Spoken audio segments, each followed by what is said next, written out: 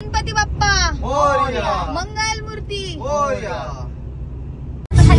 Welcome to the another blog of Prachke blogs. तर guys आज आम्ही निघालेलो आहोत मनूच्या प्री वेडिंग शूटसाठी गोव्याला।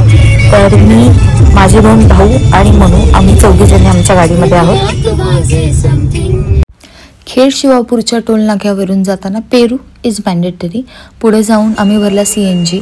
जेव्हा पण तुम्ही दूरच्या प्रवासाला जाणार असेल तर प्रेफर करा की तुम्ही CNG कार घेऊन जाल। जाता जाता आमचं तोंड चालूच होतं। जेवणाच्या टायमिंगला आम्ही कोल्हापूरमध्ये थांबलो। कोल्हापुरी तडका म्हणून एक हॉटेल आहे, तिथे आम्ही गेलो होतो।